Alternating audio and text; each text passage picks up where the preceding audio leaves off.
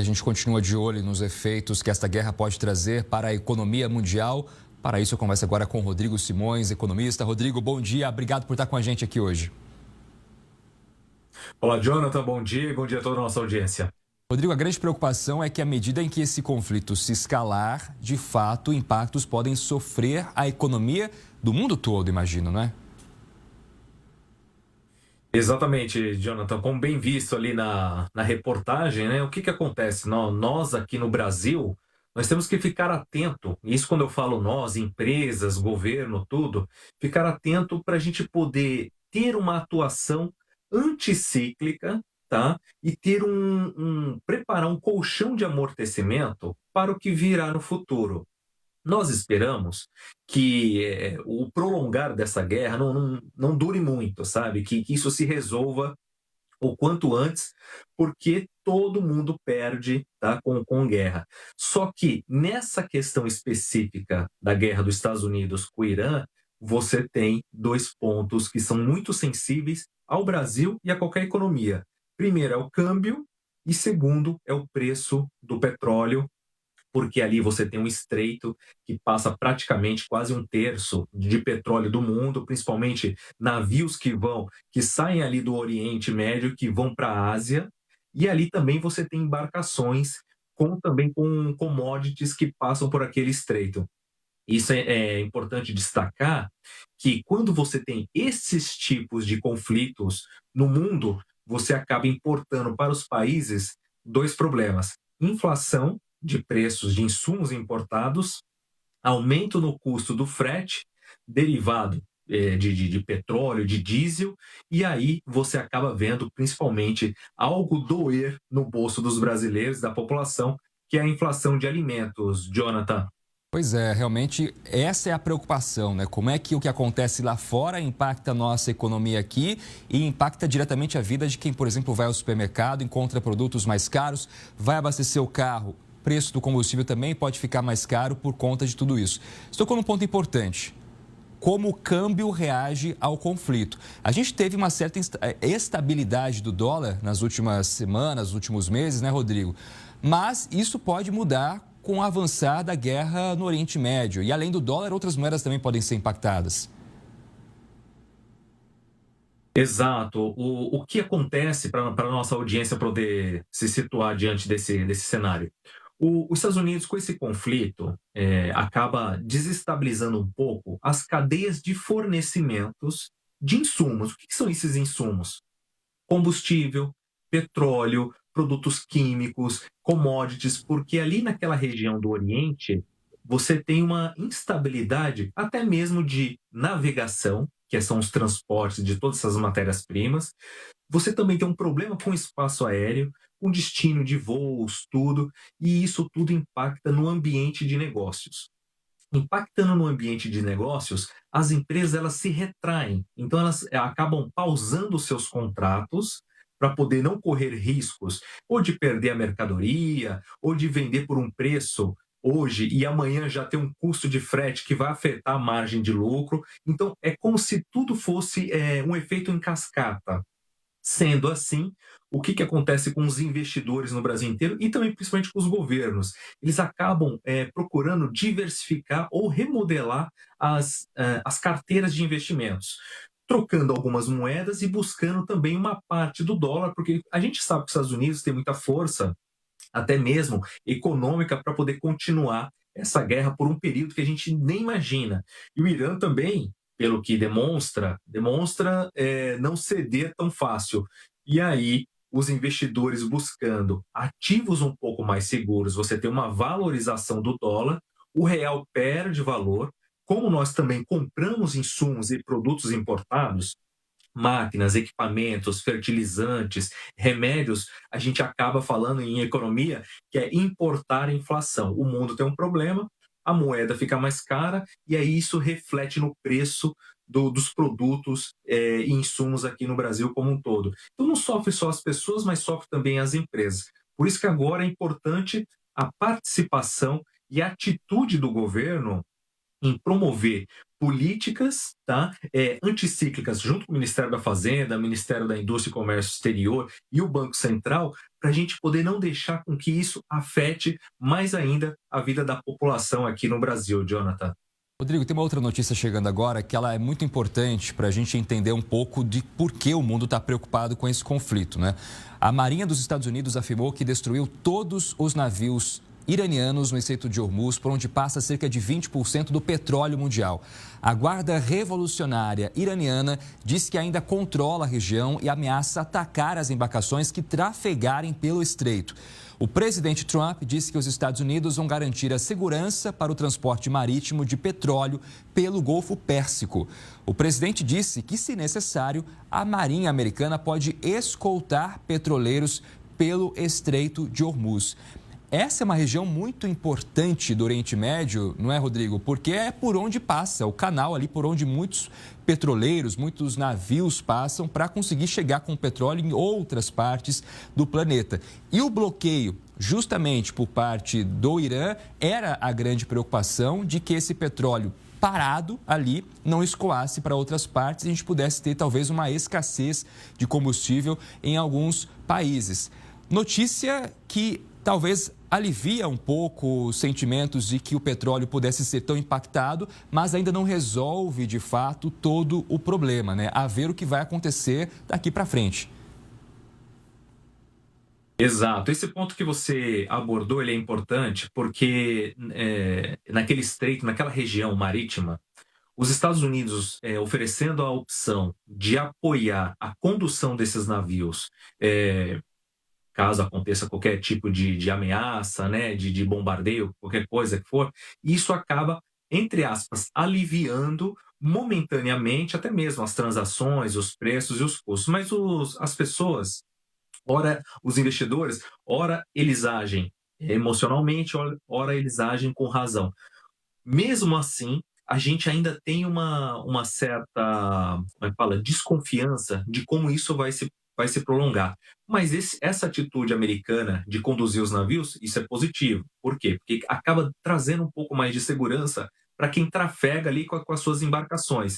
Não só o petróleo, mas também ali você tem muita transação e destinos de commodities. Por exemplo, o Brasil, ele envia suprimentos para o Irã, próximo a 2,9 bilhões de dólares. Nós exportamos 2,9 e importamos 100 milhões, então a gente é superavitário com o Irã. Ali a gente envia produtos, commodities, insumos, matéria-prima para lá. Então, assim, próximo ao PIB, 2,9 não é muita coisa, mas para as empresas é muito dinheiro em jogo. E nós também temos um ponto para poder analisar, Jonathan, que esse conflito, ele, infelizmente, ele é prejudicial para todos, mas no curto prazo pode ser que a economia brasileira se beneficie, principalmente na questão do petróleo. Eu sei, nós sabemos que não é fácil aumentar a produção de petróleo como de uma hora para outra, mas com essa instabilidade naquela região, você tem a Ásia precisando importar óleo. E aqui a Petrobras acaba sendo uma opção para a Ásia para a gente poder aumentar as exportações. Então, isso é positivo, que pode fazer com que as nossas exportações de petróleo aumentem, e também é positivo porque, com aquela estabilidade nas regiões, todo mundo precisa de matéria-prima. E aí o agro pode ser ter uma grande chance de aumentar mais ainda a participação. O que só precisa ver é o seguinte: a gente aumenta a participação, aumenta as vendas via exportações, mas aí a gente tem que tentar buscar uma estratégia, o governo tem que tentar buscar uma estratégia para não deixar com que essa inflação impacte muito mais do que já está impactando o custo dos produtos e dos serviços no Brasil. Então, em guerra é assim mesmo. Há pontos positivos, há quem ganhe e há quem chore numa guerra. Então, assim, eu espero que esse conflito se resolva, mas o Brasil ele tem essa chance ali de aumentar as exportações, viu, Jonathan? Rodrigo, eu gosto sempre aqui, né, de conversar com o público que está em casa, para a gente tentar sempre ampliar o nosso olhar para além do que está estampado, aquilo que a gente vê de imediato, para a gente conseguir raciocinar e ir um pouco além, para entender os reais interesses de se começar um conflito, né? Por que prolongar um conflito e não acabar logo no início, enfim, para a gente conseguir entender de fato o que vem além. Quando a gente volta um pouquinho no tempo, e pouca coisa mesmo, começo do ano, quando os Estados Unidos fazem aquela operação militar na Venezuela, a captura de Nicolás Maduro e, a partir daí, a intervenção americana na Venezuela, com foco principalmente no petróleo, a gente observava ali que, muito além da captura de Nicolás Maduro para o objetivo de combater o narcotráfico, havia um interesse claro dos Estados Unidos em colocar as mãos no petróleo venezuelano, que é uma fonte de riqueza praticamente inesgotável.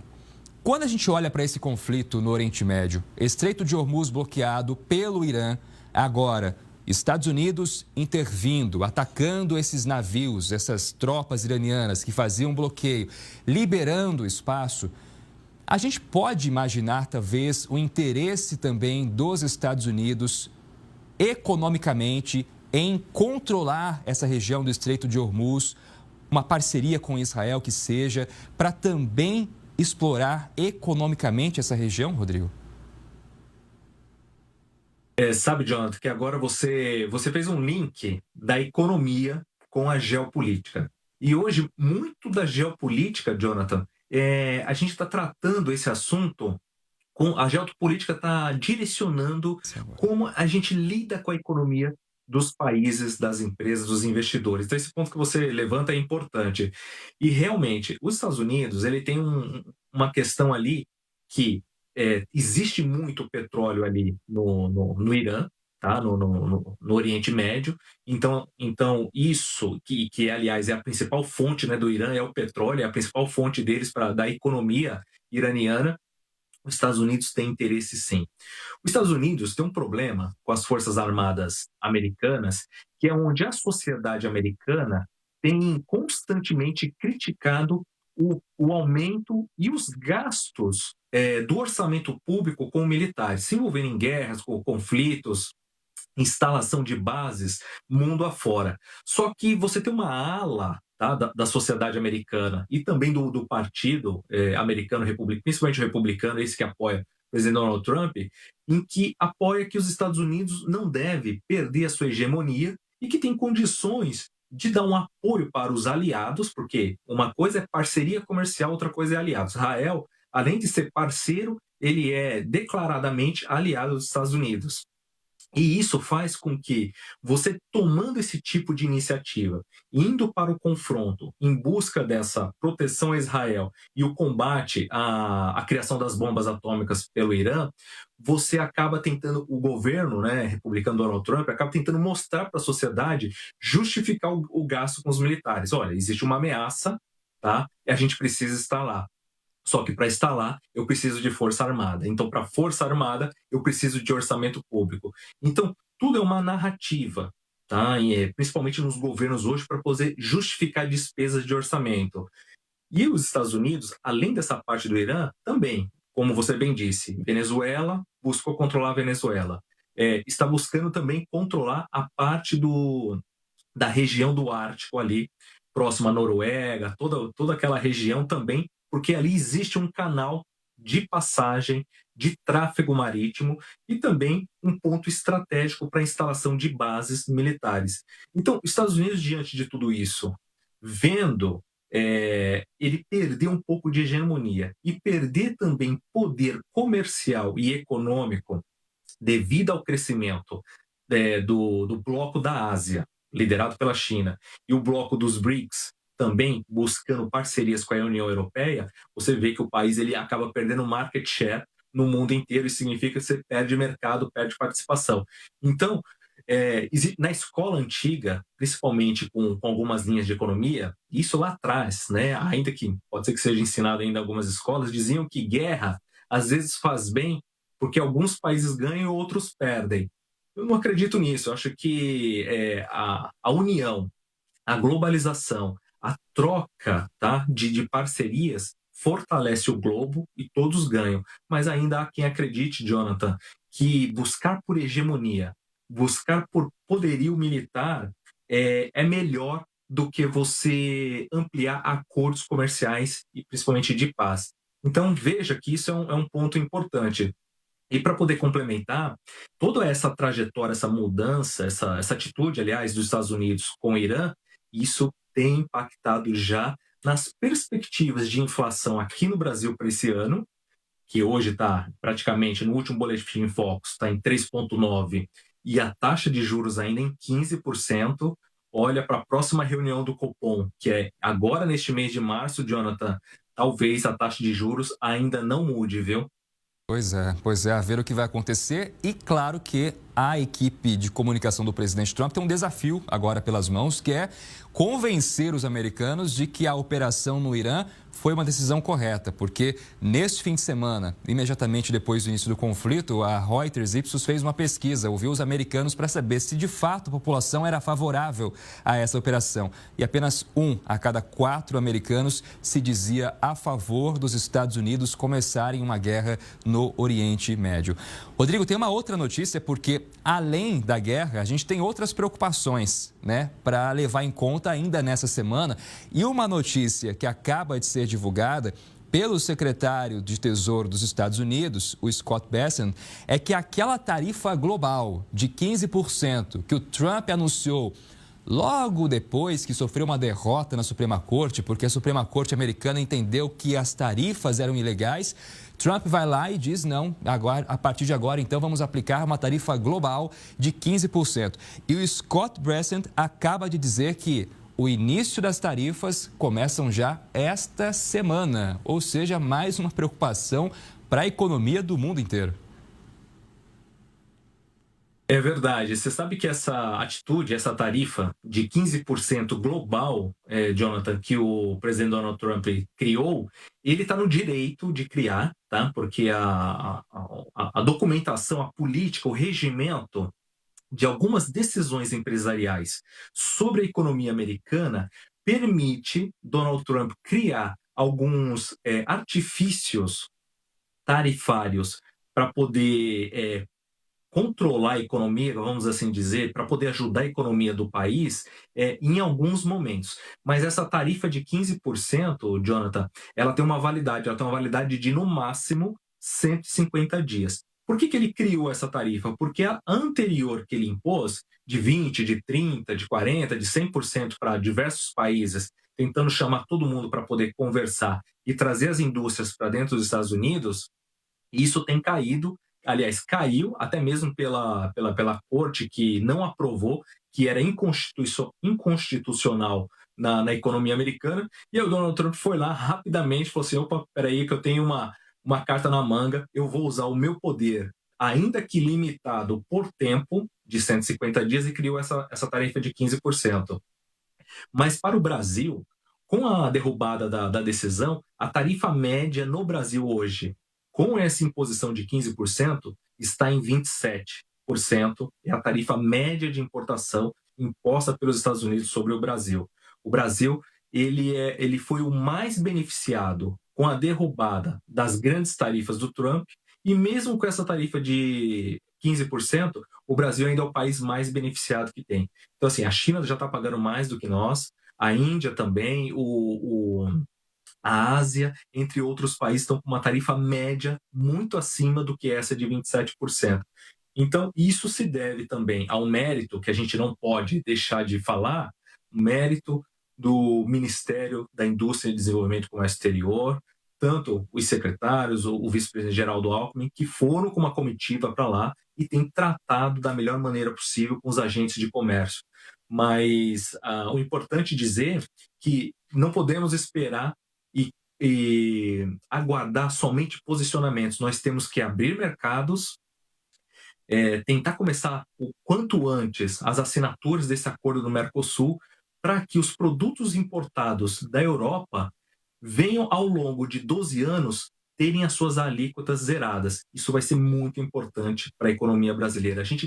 Além de nós podermos vender mais para a Europa, nós conseguiremos pagar mais barato dos produtos europeus, principalmente vinho, queijo, máquinas, chocolates, outros equipamentos e até mesmo a transferência de patentes, que eu acho que vai ser uma grande oportunidade, essa troca de conhecimento tecnológico, Jonathan. Pois é, e a gente lembra que o conflito, inclusive, colocou uma pá de cal no encontro entre Trump e Lula, que estava previsto aí já para esse mês. Claro que por conta do que acontece nesse momento do Oriente Médio, esse encontro ficou inviável nesse momento. A equipe econômica do governo já disse que está previsto para abril, ou seja, já, claro, adiando esse encontro entre os dois presidentes, porque era um encontro muito importante, né? A expectativa, de fato, de Lula e Trump se encontrarem presencialmente para, inclusive, reverter essas tarifas, essa aproximação entre os dois, né? Porque a gente já acompanhou, né, Rodrigo, muitas rusgas lá atrás entre o presidente americano e o presidente Lula.